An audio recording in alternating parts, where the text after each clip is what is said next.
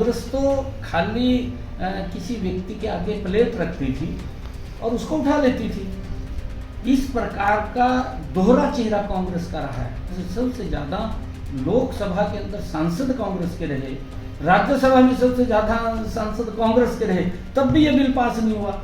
और ये बोलते हैं कि हम लेकर के आए तो पास क्यों नहीं किया? मोदी जी महिलाओं को लगातार मजबूत करने का काम कर रहे हैं और ये बिल आया है, बिल पास होगा, महिलाओं को इसका बड़ा लाभ मिलेगा। कांग्रेस के लोग तो खाली वाह भाई अपनी झूठ की राजनीति लेकर के, क्योंकि ना तो उन्होंने गरीबों को सम्मान दिया, ना महिलाओं को सम्मान दिया। आप लोगों के सामने मुस्लिम बहनों को भी मैंने बताया है कि जो सम्मान नरेंद्र मोदी जी ने दिया, कांग्रेस के लोग तो कहीं समझते भी नहीं थे। अगर बात करें तो कांग्रेस भी इस बिल को लेकर आई थी, महिला आरक्षण बिल को, और आप नारी शक्ति बंधन के रूप में बिल को आज लोकसभा में पेश किया गया है।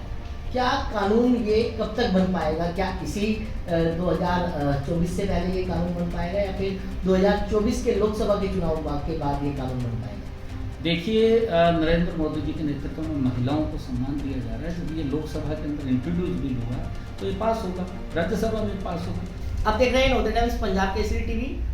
आज नई संसद में आज सेशन की शुरुआत हुई है और संसद की शुरुआत होते ही आज नारी शक्ति बंधन जो है वो बिल संसद में पेश किया गया है। हमारे साथ हरियाणा के कुरुक्षेत्र से सांसद नायब सैनी जी है। नायब जी, जिस तरीके से आज नई संसद की शुरुआत हुई है और उसमें शुरुआत होते ही एक बिल पेश किया गया है महिलाओं के लिए, कितना सरकार की बड़ी उपलब्धि है?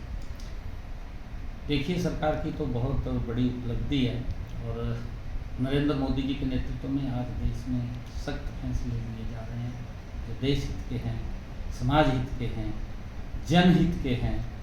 उन फैसलों को मजबूती से लिया जा रहा है और ये देश के लिए बड़े गर्व की बात है। मैं आदरणीय प्रधानमंत्री नरेंद्र मोदी जी, जो दुनिया के सबसे लोकप्रिय नेता है, भारत के लोकप्रिय प्रधानमंत्री हैं, आदरणीय नरेंद्र मोदी जी का दिल से धन्यवाद करना चाहूँगा कि नारी शक्ति वंदन जो आज नई लोकसभा के अंदर नई ऊर्जा, नए विश्वास और नई शक्ति के साथ आज लोकसभा के अंदर आज प्रवेश किया है और आत्मनिर्भर भारत का जो परिचय वो दे रही है लोकसभा। आदरणीय प्रधानमंत्री जी के नेतृत्व में देश ने इन पिछले 9 वर्षों में नए आयामों को, हर रोज़ नए आयामों को छूने का काम किया है। हम देख रहे हैं कि देश के अंदर चाहे 100% इलेक्ट्रिक गाड़ियाँ ट्रेन को करने की बात है, चाहे देश के अंदर अगर आप लोग देखेंगे जैसा चंद्रयान 3 की जो पूरी दुनिया ने देखा, साउथ पोल के ऊपर सक्सेसफुल लैंडिंग की बात है, उसके अंदर हमारी महिलाओं का बड़ा हाथ उसके अंदर है।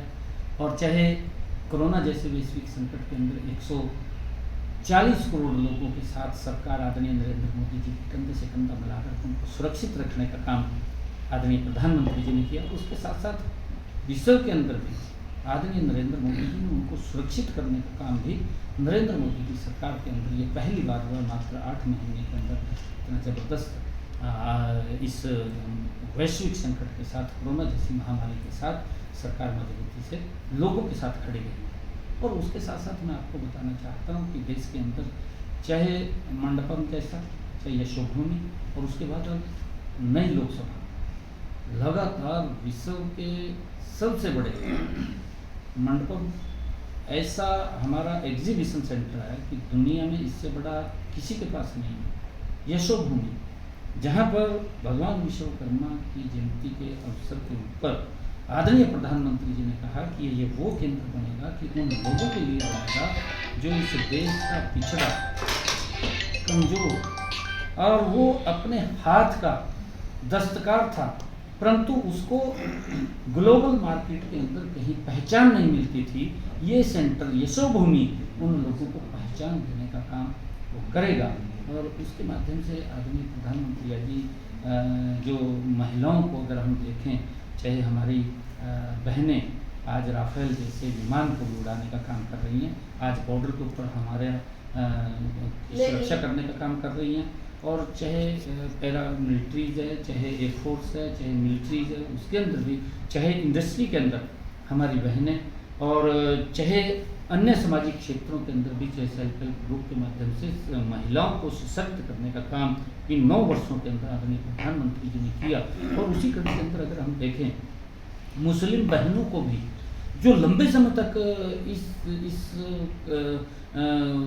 काले विषय से प्रताड़ित थी कि अगर कोई व्यक्ति फ़ोन के ऊपर भी उन मुस्लिम बहनों को तलाक तलाक बोल देता था तो उनके जीवन के अंदर अंधेरा छा जाता था, उनकी बात सुनने वाला कोई नहीं होता था। इस प्रकार का अत्याचार मुस्लिम बहनों के साथ होता था, परंतु उस काले कानून से भी निजात दिलाने का काम, उन मुस्लिम बहनों को सम्मान देने का काम भी नरेंद्र मोदी जी ने किया है। और आज ये लोकसभा के अंदर, नई लोकसभा के अंदर जो नारी शक्ति वंदन बिल लेकर के आए हैं, जिससे महिलाओं को उसका लाभ मिलेगा। और कांग्रेस के लोग तो लगातार इस प्रकार की राजनीति करते रहे हैं कि जब चुनाव आता था कि गरीबी हटाएंगे, आज तक। लेकिन सर आप कांग्रेस की बात करें, इस बिल की अगर बात करें तो कांग्रेस भी इस बिल को लेकर आई थी, महिला आरक्षण बिल को, और आप नारी शक्ति वंदन के रूप में बिल को आज लोकसभा में पेश किया गया है। क्या कानून ये कब तक बन पाएगा? क्या इसी 2024 से पहले ये कानून बन पाएगा या फिर 2024 के लोकसभा के चुनाव के बाद ये कानून बन पाएगा? देखिए, नरेंद्र मोदी जी के नेतृत्व में महिलाओं को सम्मान दिया जा रहा है। जब ये लोकसभा के अंदर इंट्रोड्यूस बिल हुआ तो ये पास होगा, राज्यसभा में पास होगा। जब पास होगा तो महिलाओं को अधिकार मिलेगा।